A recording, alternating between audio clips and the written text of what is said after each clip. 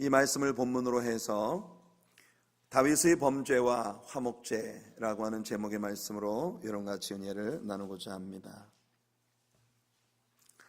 오늘 사무엘하 마지막 장을 우리가 펼쳐놓고 있습니다. 창세기부터 요한계시록까지 함께 가는 우리들의 Journey Through the Bible, 하나님 말씀 여행이 어느덧 창세기로부터 이제 사무엘 하서까지 이번 주간이면 모두 마치게 됩니다. 돌아오는 수요일 저녁에 우리가 사무엘 하서 22, 23, 24장을 함께 커버하고 사무엘하 성경 여행을 모두 끝내게 되겠습니다. 지난 사사기부터 룻기, 사무엘 상하서를 끝내기까지 상당한 긴 시간 동안 우리가 책거리를 갖지 못했는데요. 돌아오는 수요일 저녁에 우리가 사무엘 하서를 끝낸 책거리를 함께 하겠습니다. 떡 파티를 할게요. 아마 지금 지원자가 줄을 서 있는 걸로 알고 있는데 만약 아무도 없으시면 제가 하겠습니다. 그래서 수요일 저녁 성경 여행에 많은 성도님들이 함께 참여하셔서 같이 은혜 나누시는 귀한 시간 되기를 바랍니다. 어느덧 우리는 다윗의 인생의 끝자락에 와 있습니다. 어린 시절 다윗은 정말 빛나는 소년이었습니다. 아직 티네이지 보이에 얼굴에 피기도 마르지 않은 그런 어린 나이에 풍전등화의 위기에 있는 자신의 조국을 구하기 위해 무엇보다도 할례 없는 이방 사람의 입에서 그들을 축복하시는 사시고 거룩하신 살아계신 하나님의 이름이 모욕을 받는 것에 분개하면서 일어나 골리앗을 해치웠던 통쾌한 그의 싸움을 시작으로 해서 그의 인생은 정말 많은 국면들에서 하나님을 영화롭게 하고 또 그의 후손으로 이 땅에 오실 예수 그리스도의 아름다운 모형적인 그림자로서의 역할을 감당했던 참 귀한 삶이었습니다. 물론 순간순간 그의 생의 구석구석에서 우리는 다윗답지 못한 그런 부끄러운 죄악의 흔적들도 보고 여러 가지 그의 실수와 허물들에 대해서도 적나라하게 함께 공부를 해왔죠. 다윗의 생애가 끝자락에 다다른 이번 주간의 성경 여행을 함께 묵상해 나갈 때 우리는 인생이라는 것이 참 굉장히 빨리 덧없이 지나가는 것이구나 하는 그런 생각을 갖게 됩니다. 여러분, 다윗의 생애에 일어났던 많은 일들 가운데 오늘 우리가 다루는 그의 인생의 어쩌면 마지막 큰 실수와 허물을 다루고 있는 그런 그 장면일 텐데요. 다윗의 인구조사, 그 인구조사로 인한 하나님의 징계, 그리고 하나님의 은총, 그 가운데서 베풀어진 하나님의 은총에 대하여 화목제로 하나님 앞에 제사를 드리는 다윗의 모습, 이런 모습들을 함께 나누면서 우리 같이 큰 은혜를 나누기 원합니다. 먼저 다윗의 인구조사, 우리가 펼쳐놓고 있는 이 사무엘하 24장은 다윗의 인구조사를 다루고 있는 장입니다. 사무엘하 24장을 제대로 이해할 수 있기 위해서는 역대상 21장을 함께 읽으셔야 합니다. 왜냐하면 사무엘하 24장과 역대상 21장은 같은 사건을 다루고 있는 성경인데 이 각기 다른 시각에서 같은 사건을 조망하고 있는 시각의 차이를 느낄 수 있는 그런 말씀이기 때문이에요. 자, 사무엘하 24장 1절 말씀을 보시면 여호와께서 다시 이스라엘을 향하여 진노하사 그들을 치시려고 다윗을 격동시키사 가서 이스라엘과 유다의 인구를 조사하라 하신지라. 이 말씀은 분명히 하나님께서 이스라엘 백성들에 대하여 뭔가 진노하셔서 이스라엘에게 징계를 내리시려고 다윗의 마음에 충동을 주셔서 인구조사를 실시하도록 그렇게 하셨다고 설명을 하고 있습니다. 그러나 같은 사건을 다루고 있는 역대상 21장에서 역대상 21장 1절 말씀을 보시면 사탄이 일어나 이스라엘을 대적하고 다윗을 충동하여 이스라엘을 계수하게 하니라, 이렇게 이야기를 하고 있거든요.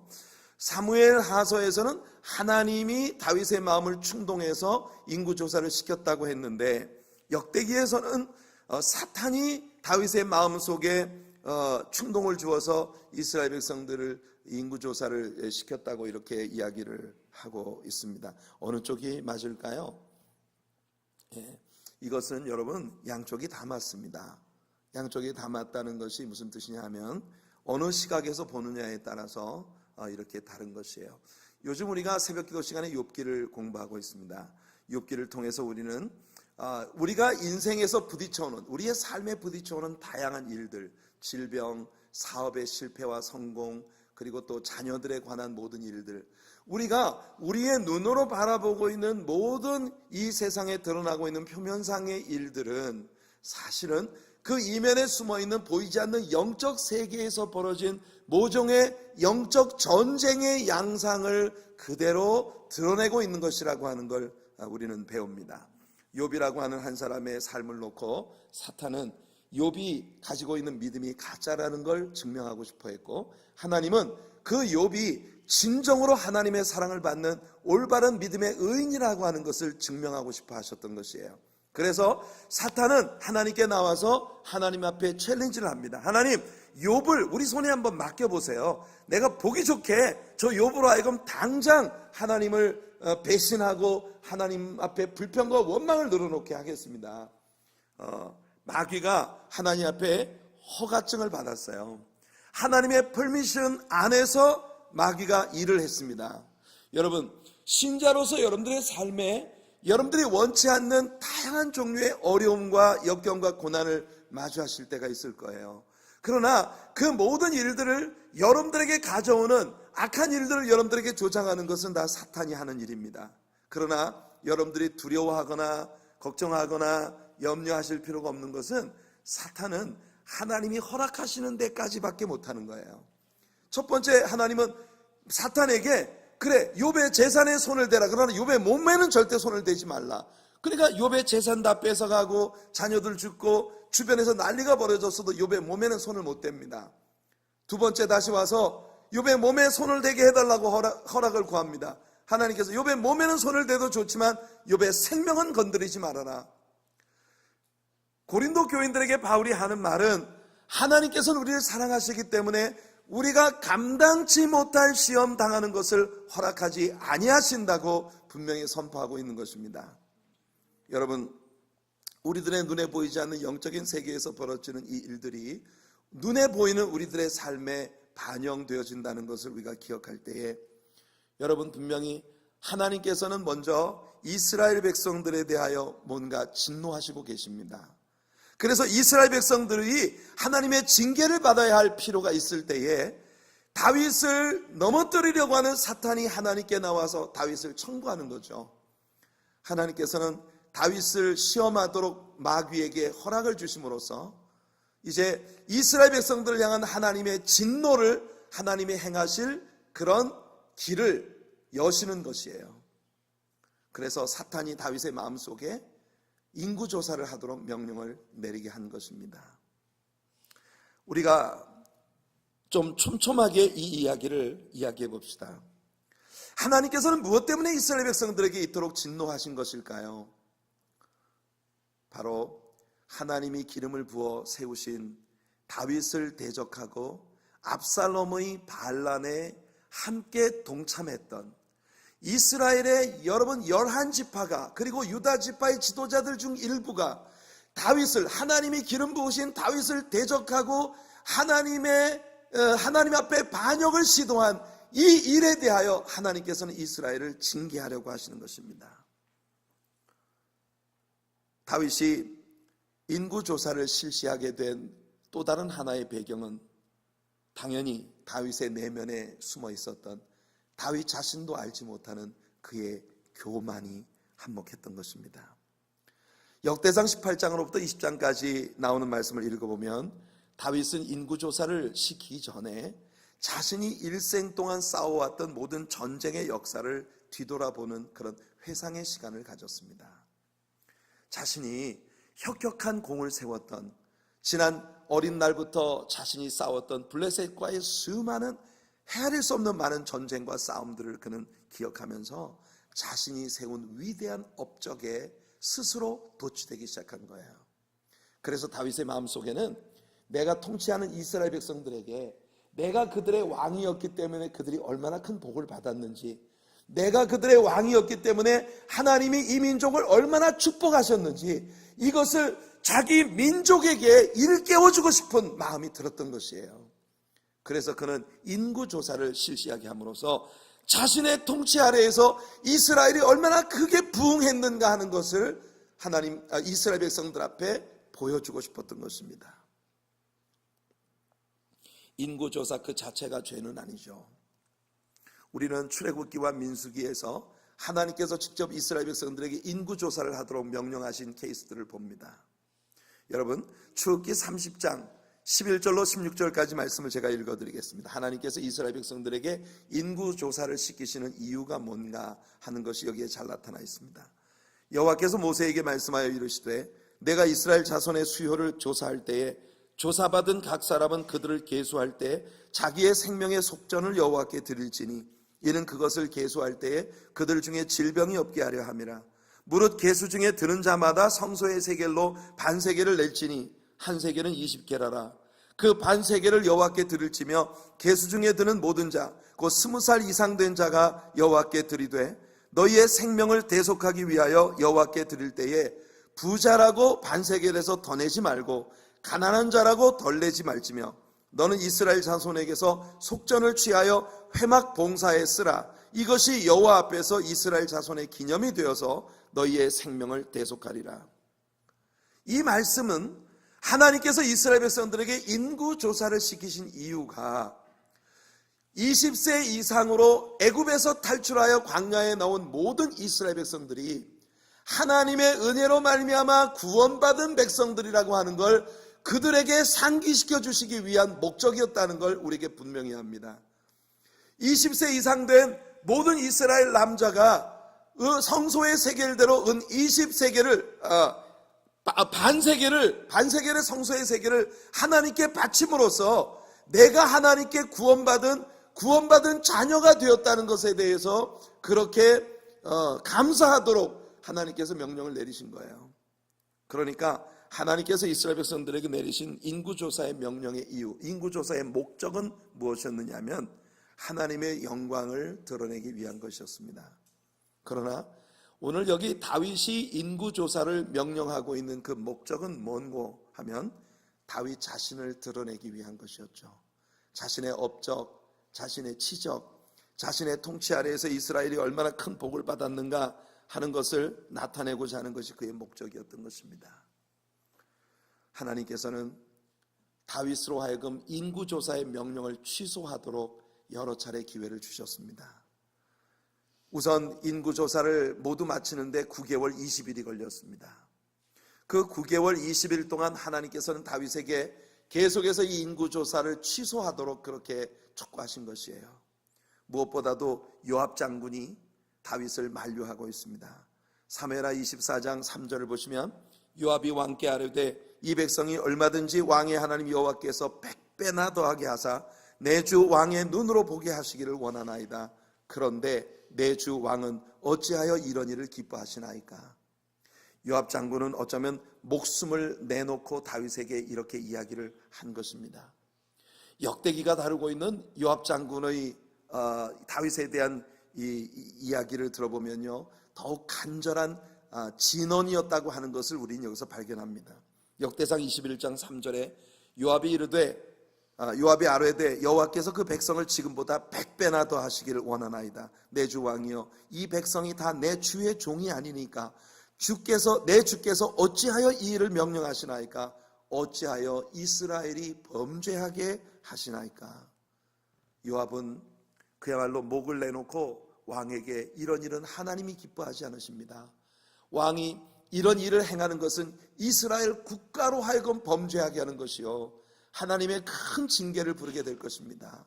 그렇게 요압은 다윗에게 간언을 하고 있는 것이에요. 그러나 다윗은 이미 큰 교만에 사로잡혀 있었기 때문에 충신의 이와 같은 고언에도 말을 듣지 않고 취소하지 않습니다.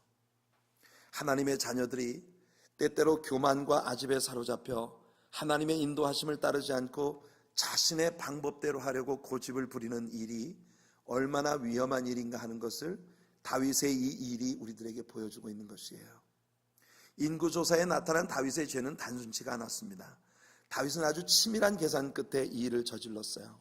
이 죄는 하나님을 정면으로 거슬리는 죄악으로 하나님께 받아들여졌습니다. 여기서 다윗의 일생에 나타난 두 가지 큰 죄를 우리 한번 생각해 봅시다. 제가 여러분들에게 다윗의 일생에 나타난 두 가지 큰 죄라고 이야기하면 당장 여러분들의 머릿속에 떠오르는 것이 있을 거예요. 바로 밧세바와의 범죄죠. 그 밧세바를 얻기 위하여 우리아를 전쟁터에 내보내서 죽인 사건. 여러분, 사실 사람들은 다윗이 밧세바와 더불어서 저지른 이 범죄를 굉장히 큰 것으로 여기고 있습니다. 원래 우리는 그래요. 외부로 나타나는, 행동으로 나타나는, 이 외적으로 나타나는 그와 같은 범죄에 대해서 사람들은 굉장히 크게 생각하죠. 살인을 했다, 무슨 간음을 했다, 도적질을 했다, 어떤 사람에게 상해를 입혔다, 이런 외적으로 드러나는 범죄에 대해 사람들이 굉장히 크게 생각합니다. 여러분, 다윗과 밧세바의 범죄는 교회를 다니지 않는 사람이라도 모르는 사람이 없어요. 세상 모든 사람들이 다윗의 일생하면 다윗이 행했던 그 온갖 아름다운, 하나님을 기쁘시게 했던 아름다운 일들, 특별히 시편 가운데 나타난 그 수없이 많은 주님을 향한 아름다운 그의 찬양들, 이런 아름다운 그의 생애 부분들은 다 몰라도 다윗 하면 모든 사람이 기억하는 것이 그의 범죄에 관한 일입니다. 그런데요, 다윗이 저지른 죄악 가운데 오늘 사실은 이 인구조사의 이 죄 속에 담긴 다윗의 그 내면의 죄악, 그의 내면에 숨겨진 교만, 아집, 거만한 마음, 충신의 조언까지도 들을 수 없을 만큼 모든 것에 귀먹어버린 이 교만으로 꽉 들어찬 이 마음의 이 죄악에 대하여 사람들은 그렇게 주지하지 않습니다. 여러분들 예수님을 믿은 지 얼마나 오래되셨나요? 혹시 여러분 가운데 다윗이 인구조사를 통해서 이렇게 큰 사고를 쳤다는 걸 예전부터 알고 계셨던 분들이 과연 많으신가요? 알고는 있었어도 아마 많은 분들이 다윗의 일생의 제일 큰 죄가 뭐냐라고 이야기하면 분명히 밧세바 사건을 들출 것이에요. 그런데 말입니다, 이 두 가지 다윗의 죄악 가운데 어느 쪽이 더 엄청난 데미지를 입혔는지 혹시 아십니까? 여러분, 밧세바와 다윗의 범죄는 모든 사람들이 다 아는, 정말 모든 사람이 생각할 때 추악한 죄다라고 생각하고 있는 죄예요. 그러나 실질적으로 이 사건이 입힌 데미지는요, 첫째, 우리아가 죽었죠. 그 다음에 밧세바가 낳은 첫 번째 아기가 죽었습니다. 그 다음에 이 사건의 여파로 다윗의 집안의 칼이 떠나지 않는 불행한 사건이 시작되었습니다. 그래서 암논이 죽습니다. 그 다음 압살롬이 아버지에게 반란을 일으켰다가 죽임을 당하죠. 사실은 성경이 밧세바와의 죄악으로 연관지은 사람들에게 나타난 이 죄의 여파가 네 사람의 죽음으로 나타났습니다. 물론 어떤 사람의 죽음을 크기로 나눌 수 있는 것은 아니겠으나, 여러분, 사람들이 별로 기억조차 하지 않는 인구조사로 말미암은 이 다윗의 내면의 죄악, 이 죄악으로 일어난 여파로 얼마나 큰 데미지가 입혀졌는지 아십니까? 자그만치 7만 명이 죽음을 당했습니다. 이 사실은 우리들에게 무엇을 보여주느냐 하면, 우리가 굉장히 크게 여기는 외적으로 드러난 일들, 사람들이 나를 어떻게 볼까? 사람들 앞에서 부자로 보이고, 사람들 앞에서 잘나 보이고, 사람들 앞에 경건해 보이고, 사람들 앞에 의로워 보이는 것, 이것에 우리는 굉장히 많은 마음을 씁니다. 그래서 외적으로 드러나는 그 일들에 대하여 우리는 굉장히 신경을 쓰죠. 사람들에게 좋게 보이기 위하여. 하지만 여러분, 진짜 엄청난 데미지를 입히는 건 우리의 내면에 숨어있는 죄악입니다. 우리의 마음의 교만, 우리의 마음속에 입혀진 쓴뿌리의 기질들, 하나님께 대한 불평과 원망, 이 내면에 숨은 것들이 큰 문제를 가져오게 된다는 사실을 우리는 잊지 않아야 합니다. 그래서 시시때때로 우리는 우리 자아를 뒤돌아봐야 하는 거예요. 지금 다윗은 인생의 거의 끝자락에 와 있습니다. 인생 전체를 통해 정말 너무나 값비싼 대가를 치러야 했던 많은 레슨을 받은 다윗이 아직도 그의 삶에 이렇게 하나님을 크게 분노하시게 하는 숨겨진 문제를 내면에 가지고 있다는 사실은 우리들 중에 어느 누구도 이와 같은 일에서 자유로울 수 없다는 것을 분명히 보여줍니다. 하나님 앞에서 하나님, 꿈에라도 교만하지 않게 해주시옵소서. 꿈에라도 오만하지 않게 해주시옵소서. 꿈에라도 나를 내세우고 나를 자랑하고 나를 나타내려는 사람이 되지 않게 해주시옵고, 하나님의 영광만 드러내는 하나님의 믿음의 자녀가 되게 해주시옵소서. 이것이 저와 여러분들의 기도가 되기를 간절히 원합니다. 사랑하는 성도 여러분, 하나님은 다윗의 죄에 대하여 징계를 내리시려 하십니다. 그런데 하나님께서는 다윗에게 네가 선택해라 하십니다. 하나님께서 다윗에게 세 가지 선택사항을 주셨습니다. 너의 죄에 대하여 네가 받을 수 있는 징계는 이 세 가지다. 셋 중에 하나를 네가 선택해라. 첫 번째가 뭐냐면 3년 동안 기근이 오는 것입니다. 3년 동안 기근이 오는 것. 그 다음에 두 번째가 뭐냐면은 3개월 동안 전쟁을 치르는 것이에요. 그것도 대등한 전쟁이 아니라 대적들에게 쫓겨다니는, 3년 동안을 쫓겨다니는 그런 삶을 살아야 하는 전쟁입니다. 그 다음에 세 번째 선택사항이 뭐냐? 3일 동안의 온역입니다. 전염병이죠. 여러분, 한 가지 참고로 말씀드리면 사무엘 하서에서는 이 3년 동안의 기근이 7년이라고 나와 있습니다만은 원래 역대기에 보면은 이 기근이 3년 동안 걸친 그 기근으로 그렇게 말씀이 되고 있습니다. 히브리어는 알파벳 자체가 숫자 개념을 가지고 있고, 지금 우리가 사용하는 것처럼 이 로마 숫자 같은 숫자의 개념을 따라 갖고 있지 않기 때문에 숫자의 개념을 번역하는 것이 굉장히 어려운 글이에요. 그래서 아마 이 사무엘 하서에 7년이라고 되어 있는 것은 번역상의 오류일 것이라고 생각을 합니다. 모두 333으로 연결되어지고 있기 때문에 아마 3년이 맞을 거예요. 그래서 3년 동안 기근을 겪겠느냐, 3개월 동안 전쟁을 치르겠느냐, 3일 동안 온역을 받겠느냐. 자, 만일 여러분들에게 이런 선택이 주어진다면, 절대 여러분들에게 이런 선택이 오는 날이 오지 않기를 바랍니다만은, 만일 여러분들에게 이런 선택이 주어진다면 여러분 같으면 어느 쪽을 선택하겠습니까? 여러분들도 당연히 3일간의 온역이라고 생각하시나요? 왜냐하면 일정이 짧으니까, 기간이 짧으니까.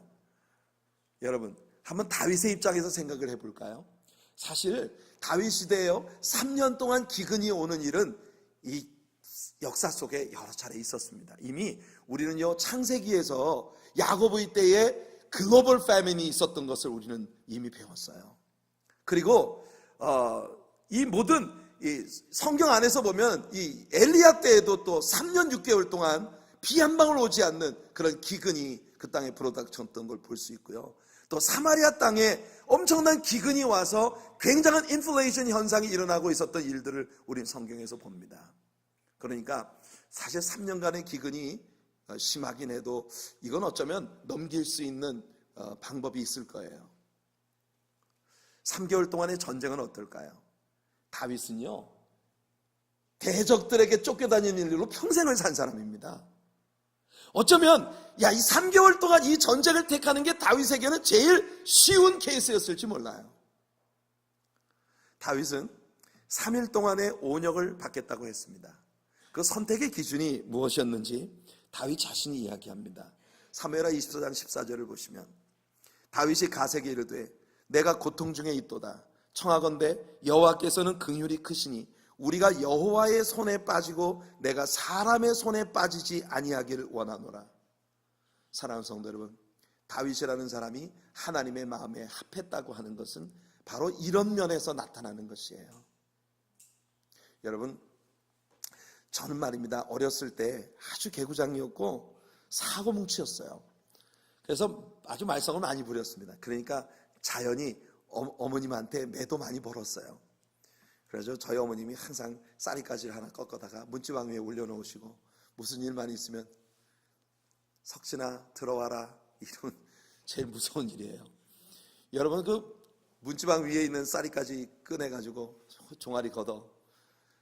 저는 어머님이 저를 때리시는 게 얼마나 무서웠는지. 저는 사고도 많이 쳤는데요, 근데 그 대신 많이 맞지는 않았어요. 왜 많이 안 맞았느냐면 어머님 회초리를 딱 드시는 순간 저는 어머니께 달려갑니다. 가서 꽉 껴안고 엄마 잘못해서 용서해 주세요. 다시는 안 그럴게요. 제발 용서해 주세요. 저는 어머님 앞에, 그러니까 죄도 잘 짓지만 회개도 잘해. 이게 매를 많이 안 맞는 비결이에요. 여러분, 우리 인생 중에 하나님 앞에 사고 안 치고 사는 사람 아무도 없습니다. 하나님의 사랑을 받으려면요, 하나님의 품으로 빨리 뛰어드는 게 상책이에요. 제게는 1살 아래 연년생 여동생이 있습니다. 이 녀석이 목사 사모예요.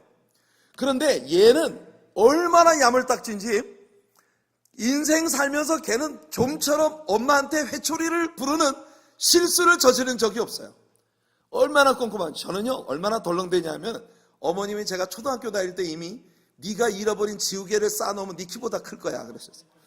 얼마나 뭘 사주면 맨날 잃어버리고 남 갖다 주고 오고 맨날 이러는지. 그러니까 어머님은 항상 저를 걱정을 하셨어요. 근데 학교에 그때 우리 초등학교 다닐 때 육성회비를 갖다 내야 됩니다. 그 육성회비를 내면 보통은 오빠하고 동생이 같이 학교를 다니면 누구한테 돈을 줘요? 오빠한테 주고 네 동생 것까지 갖다 내라 이러잖아요. 우리 집은 거꾸로 해요. 제 여동생한테 주면서 야 오빠 것까지 갖다 내라 이럽니다. 왜냐하면 하도 제가 덜렁대니까 돈을 주면 자꾸 잊어버리니까 제 여동생한테 주고 오빠 것까지 네가 갖다 내. 그 녀석 그렇게 꼼꼼하고 보통 실수를 저지르지 않는 그런 아이예요. 그런데 이 녀석이 한번 뭘 잘못해가지고 어머니께 회초리를 맞으면요 거의 반 죽게 맞습니다. 왜 반 죽게 맞냐 하면 어머님이 회초리를 들고 때리시는데 이 녀석 입을 꼭 다물고 절대 잘못했단 말을 안 해요. 아니 꼭 다물고 그냥 얼굴이 새까맣게 죽는데도 그냥 회초리를 그렇게 수없이 맞으면서도 내가 보기엔 저러다 죽을 것 같아. 나중엔 있잖아요, 때리시는 어머님이 통사정을 합니다. 때리시는 어머님이 그래도 잘못했다고 안 해? 그러면 또 그럴 거야 안 그럴 거야? 제발 잘못했다고 한 번만 빌어라. 그걸 빌미로 내가 좀 화를 풀게. 때리는 어머님이 사정을 해요. 나중에 보면요 보다 못해서 제가 중간에 뛰어듭니다. 어머님 용서해 주세요. 제가 동생을 잘못 가르쳐서 모든 책임이 제가 있습니다. 어머님을 제가 중간에 뛰어들어서 중지를 시키지 않으면 맞다 죽을 것 같아요. 여러분, 저희 어머님이 매번 유튜브를 통해 제 설교를 보시기 때문에 또 어머님이 이 설교를 들으시고 내가 언제 죽도록 때렸냐 분명히 저한테 전화 오실 거예요. 아무튼 여러분,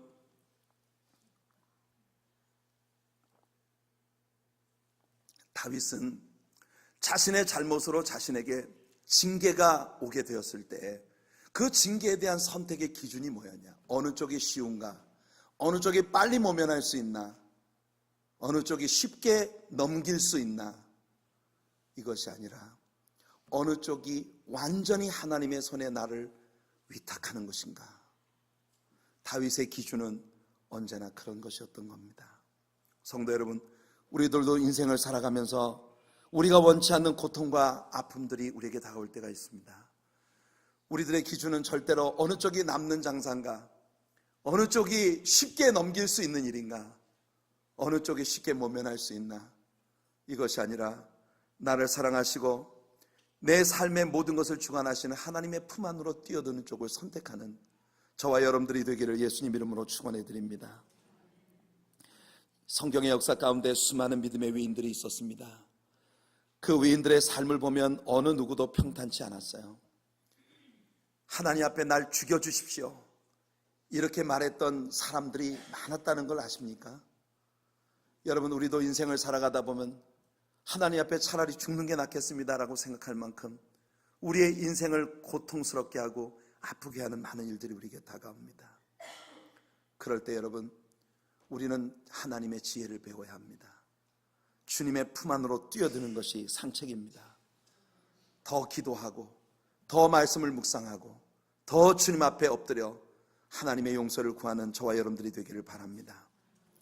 하나님은요, 다윗이 그렇게 하나님 앞에 3일 동안의 온역을 선택하겠습니다. 왜?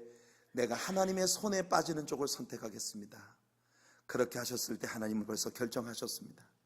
여러분이 15절을 보시면 여호와께서 그 아침부터 정하신 때까지 온역을 이스라엘에 내리셨다고 했습니다. 하나님이 처음부터 온역을 어느 시간까지 내리실 것이라고 정하신 시간이 있었단 말이에요.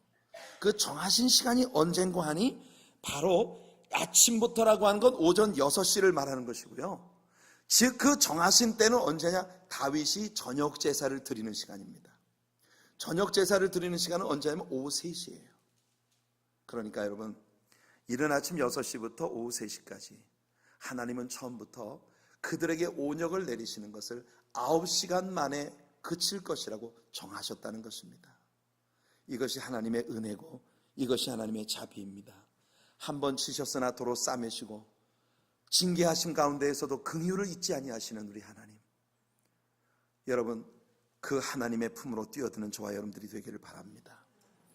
이른 아침 6시부터 오후 3시까지 겨우 9시간 하나님이 온역으로 이스라엘을 치셨는데 그 안에 죽은 사람들이 7만 명입니다. 만일 하나님이 3일 동안 이스라엘을 온역으로 치셨다면 이스라엘에 살아남은 자가 한 사람도 없었을 것입니다. 성도 여러분, 다시 말씀드리지만 다윗의 죄 때문에 왜 이스라엘이 죽임을 당하나? 여러분, 하나님께서는 다윗 왕, 하나님이 기름 부으신 다윗 왕에 대한 반란을 일으켰던 이스라엘 백성들에 대하여 지금 징계를 하시고 계신 거예요. 그런데 여러분, 사무엘하 24장 16절을 보시면 이렇게 말씀합니다. 천사가 예루살렘을 향하여 그의 손을 들어 멸하려 하더니 여호와께서 이 재앙 내리심을 뉘우치사 백성을 멸하는 천사에게 이르시되 족하다. 이제는 내 손을 거두라 하시니 여호와의 사자가 여붓 사람 아라우나의 타작마당 곁에 있는지라. 성도 여러분, 이 온역이 그치자 하나님은 선지자 갓을 보내셔서 다윗에게 그 저녁 제사를 드리는 시간에 바로 하나님의 진노가 그친 그 아라우나의 타작마당에서 하나님 앞에 번제로 화목제를 드리라고 말씀하십니다. 이 아라우나라는 사람의 이름이 역대기에서는 오르난이라고 번역이 되어 있습니다. 음력의 차이일 뿐이에요. 오르난 혹은 아라우나 동일 인물입니다. 이 오르난의 타작마당에서 다윗이 하나님 앞에 제사를 올려드렸는데요, 오르난이 다윗에게 나와서 다윗에게 말합니다. 왕이여, 이 소인의 땅에서 하나님께 제사를 드리시겠다니 영광입니다. 그러니 왕께 이 땅을 그냥 내어드리겠습니다. 언제든지 왕이 원하실 때 오셔서 제사를 드리십시오. 그러나 다윗은 오늘 우리가 읽은 본문에서 이렇게 말합니다. 왕이 아라우나에게 이르되 그렇지 아니하다. 내가 값을 주고 내게서 살이라.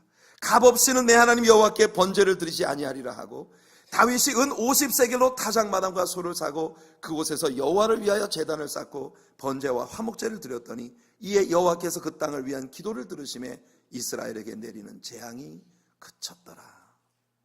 성도 여러분, 우리는 다윗이 완전한 사람이라고는 배우지 않았습니다. 그럼에도 불구하고 그가 하나님의 마음에 꼭 맞는 사람이라고 하나님이 직접 증거하셨다는 것을 우리는 배웠습니다. 저와 여러분들도 절대로 완전해질 수 없는 사람들입니다. 하지만 우리들도 하나님의 마음에 합한 사람들이 될 수 있습니다. 우리가 하나님의 마음에 합한 사람들이 될 때 우리는 다윗이 누렸던 그 영육간의 놀라운 축복들을 우리의 삶에서 누리게 될 줄로 믿습니다. 다윗은 하나님의 마음을 잘 아는 사람이에요. 그는 하나님께 제사를 드리는 일과 자신이 왕이라고 하는 그 사실을 결부시키지 않았다는 것입니다. 여러분이 하나님을 예배하는 일과 여러분이 이 세상에 가지고 있는 그 어느 것과도 결부시키지 않는 여러분들이 되시기를 축복합니다. 비록 다윗이 왕이기 때문에 아라우나의 타작마당에서 제사를 드리겠다 하면 아라우나가 공짜로 그 땅을 애니타임 내어드리겠다고 약속을 하지만 다윗은 절대 그렇게는 하지 않겠다고 말합니다. 하나님께 값이 지불되지 않는 제사, 하나님께 대가가 지불되지 않는 예배는 난 드리지 않겠다고 그는 선언하고 있는 것입니다. 역대기를 읽어보면 여러분, 다윗은요 이 한 번의 제사를 드리기 위하여 아라우나의 타작마당뿐만 아니라 아라우나의 집 터를 통째로 다 사버렸습니다. 금 600세겔을 주고, 그리고 송아지와 타작마당을 구입하는 데만 은 50세겔을 지불한 것이에요. 여러분, 예배는 말입니다, 언제나 대가가 지불되어진 것이어야 합니다. 그 대가는 무엇일까요? 저는 예배 때마다 여러분들이 여러분의 자아를 하나님께 온전히 올려드리는 그런 예배를 드리시기를 축복합니다. 그런 예배가 하나님 받으시는 예배이고, 그런 예배가 하나님께서 여러분을 향한 진노를 멈추게 하시는 예배입니다. 여러분, 다윗이 왕이었기 때문에 그는 아무런 대가도 지불하지 않고 예배에 참여할 수 있었지만, 그는 그 예배가 나를 드리는 예배이기를 원했던 것이에요. 진실로 하나님을 사랑하십니까? 진실로 다윗처럼 하나님의 축복 가운데 거하는 신자가 되기를 원하십니까? 여러분의 자아가 이 예배 속에 녹아있는 것이 되기를 바랍니다. 모든 찬양 속에 여러분의 중심이 담겨있기를 바랍니다. 모든 기도 가운데 여러분들의 중심이 담겨있기를 바랍니다. 하나님의 말씀을 배우는 이 시간이 여러분의 전심을 다하여 주님을 더 알고자 하는 그런 몸부림으로 나아가는 예배가 되기를 축복합니다. 여러분이 우리 교회 안에서 어떤 타이틀을 가지고 계시든지, 어떤 직분을 가지고 계시든지, 어떤 분야의 어떤 임무를 여러분이 맡고 계시든지, 이것이 여러분들이 예배를 소홀히 여길 수 있는 빌미가 되어서는 안 됩니다. 여러분들은 모두 예배자로 이곳에 계십니다. 저는 여러분들에게 설교를 하는 목사이지만 저 역시도 하나님을 예배하는 예배자로서 이 예배에 동참하고 있는 것입니다.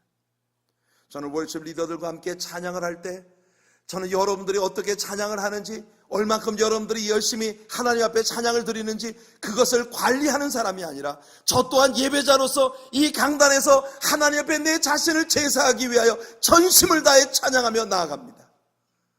우리 장로님들이 나와서 기도를 하실 때 그 기도에 깊이 참여하며 내 자신을 하나님 앞에 예배하기 위하여 함께 나아가는 것이에요.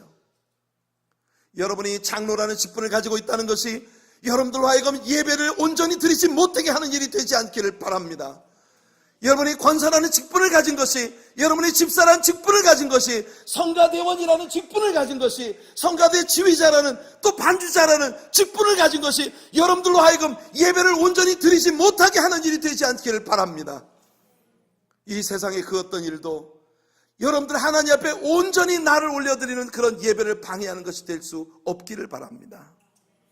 우리는 진정한 예배자들로 주님 앞에 나가야 하는 것이에요. 여기서 마지막으로 여러분, 이 말씀에서 우리가 한 가지 절대 놓치지 말아야 할 것이 있습니다. 이 오르난의 타작마당, 다윗이 말입니다, 언제든지 빌려드릴게 오셔서 돈 안 내고 그냥 쓰셔도 됩니다라고 했던 오르난의 제안을 거절하고 그 집터 자체를 금 600세겔로 샀던 그 땅이 과연 무슨 땅이냐 하는 것입니다. 역대하 3장 1절을 보시면, 다윗의 아들 솔로몬이 예루살렘 모리아 산에 여호와의 전 건축하기를 시작하니 그곳은 전에 여호와께서 그의 아버지 다윗에게 나타나신 곳이요 여부스 사람 오르난의 타작마당에 다윗이 정한 곳이라. 놀라운 사실은 다윗이 지금 하나님의 진노를 멈추기 위해 마지막 하나님 앞에 번제의 제사를 올려드리던 그 자리가 솔로몬 성전이 세워졌던 그 자리라는 것입니다. 이 산이 바로 모리아산입니다. 모리아산 하면 떠오르는 것이 없으신가요? 창세기 22장에서 아브라함이 그 아들 이삭을 하나님 앞에 번제로 드리려고 했었던 바로 그 장소가 여기인 것입니다. 그리고 이 장소는 훗날 예수 그리스도가 십자가 위에 피 흘려 죽으신 골고다 언덕입니다. 여러분, 다윗은 그의 후손으로 이 땅에 오실 메시아 예수 그리스도가 인류의 구속을 위해 십자가 위에 죽으심으로써 인류를 향하신 하나님의 엄청난 진노와 저주를 중지시키시기 위한 위대한 역사를 이룰 제사의 그림자를 지금 여기서 보여주고 있는 것이에요. 하나님은 모든 것을 합력하여 선을 이루시는 분이십니다. 다윗의 인구조사는 온 이스라엘에게 데미지를 입히는 그런 하나님의 징계를 부르는 죄악이었지만 하나님은 그것마저도 선으로 바꾸셔서 다윗이 사들인 그 땅 위에 바로 그 하나님의 아들 예수 그리스도가 십자가 위에 피 흘려 죽으셔서 모든 인류를 향한 하나님의 징계와 저주를 중지시키실 귀한 역사를 이룰 장소를 마련한 것이에요. 우리는 자주 넘어지지만, 우리는 여러 가지 일들로 실수하지만 하나님은 그것들마저 바꾸어 우리들의 선을 이루어 주시고 하나님의 위대하신 살아계심과 그의 역사를 나타내 주시는 살아계신 하나님이심을 믿으시기를 예수님 이름으로 축원해 드립니다. 하나님은 저주를 바꾸어 복이 되게 하신 분이십니다. 오늘 말씀을 통해 우리는 세 가지를 마음에 새깁시다. 첫째는 표면으로 드러나는 외식적인 행동보다 나의 내면에 숨어있는 나의 자아가 훨씬 더 큰 상처를 남길 수 있다는 사실을 잊지 말아야 합니다.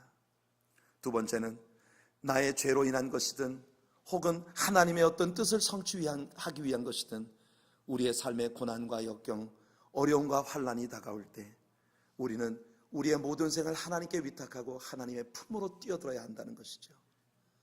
마지막 세 번째는 우리는 하나님을 예배하는 예배자들이 되어야 합니다. 우리의 예배에는 반드시 우리의 희생이 따라야 합니다. 그래서 구약에서의 예배를 제사라고 할 때 영어에서는 sacrifice라고 번역을 합니다. sacrifice 뭡니까? 희생입니다. 예배는 곧 희생입니다. 우리가 예배를 위해 생하는 모든 것이 우리 자아를 하나님 앞에 희생하는 것이 되기를 바랍니다. 우리의 지성, 우리의 건강한 몸, 우리의 물질, 우리의 시간, 그 모든 것들을 아낌없이 주님 앞에 희생하는 산 예배자들이 될 때에 저 골고다 언덕에서 자신을 바치신 예수 그리스도의 피값으로 말미암은 하나님의 구속의 은혜에 참여하는 하나님의 참 자녀로서의 축복된 삶이 우리에게 주어질 것입니다. 이와 같은 예배자들로 주님 앞에 설 수 있는 저와 여러분들이 되기를 예수님의 이름으로 축원해 드립니다. 기도하겠습니다. 은혜가 풍성하신 우리 하나님 아버지,